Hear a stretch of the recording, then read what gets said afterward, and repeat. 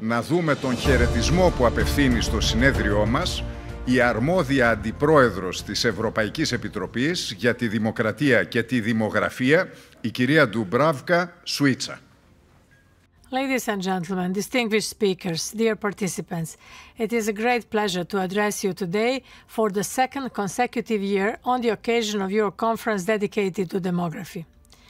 I would have preferred to be there with you in person in Athens, but this was not possible owing to previous commitments.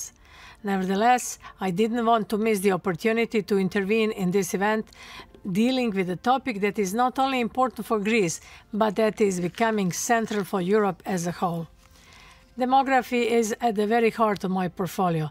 When thinking about the future, it is becoming clear that we need to factor the topic of demographic change in our reflection, because it is profoundly impacting our policies and their development.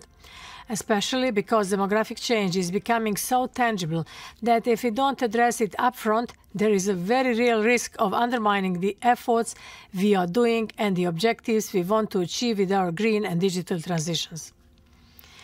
We need to push back on the perception that demographic change is negative, because there are actually many positives, such as the fact that we live longer and healthier lives. And these longer lifespans offer us the opportunity to build a genuine longevity society, one that nurtures welfare and the well-being of present and future generations alike. However, demographic change has a direct impact on human capital and therefore also on the European Union's competitiveness. Population aging and the shrinking working age population are likely to exacerbate labor shortages and increase pressure on public budgets. In addition, demographic change affects the social, territorial, and intergenerational cohesion of our democratic societies, as some member states and regions are more affected than others. Recently, we in the Commission have published our Harnessing Talent communication to address the challenge of brain drain. In parallel, we launched a dedicated talent booster mechanism to support regions in training, retaining, and attracting people with the necessary skills and competencies to mitigate the impact of demographic change. In the first half of September, we have launched a call for expression of interest for European regions to receive technical assistance under the talent booster mechanism. This call is still open to 46 regions from 11 member states, among which 2 Greek regions. It will be open until 20th October. I would want to use this opportunity to really urge you to make full use of that call and to activate the booster mechanism to your own advantage.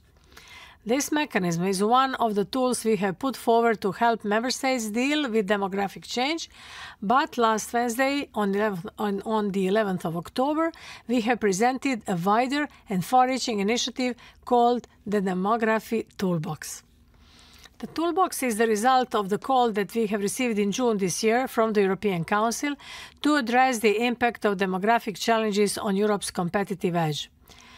Our ambition with the toolbox is to effectively combine European tools, be it regulatory instruments, policy frameworks or funding, with national and regional policies with the idea to empower and support all generations, youth, parents and older people.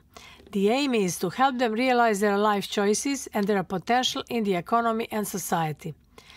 But the key element in operationalizing the toolbox will be you, the member states, because it is the only by working together that we can progress toward a more resilient, competitive and sustainable Europe. And of course, we need to work together at all levels of governance. And I wish you a very successful conference today, and I'm confident that the Demography Toolbox will make us better equipped to address demographic change, which is key to building a more fair and resilient society. Thank you.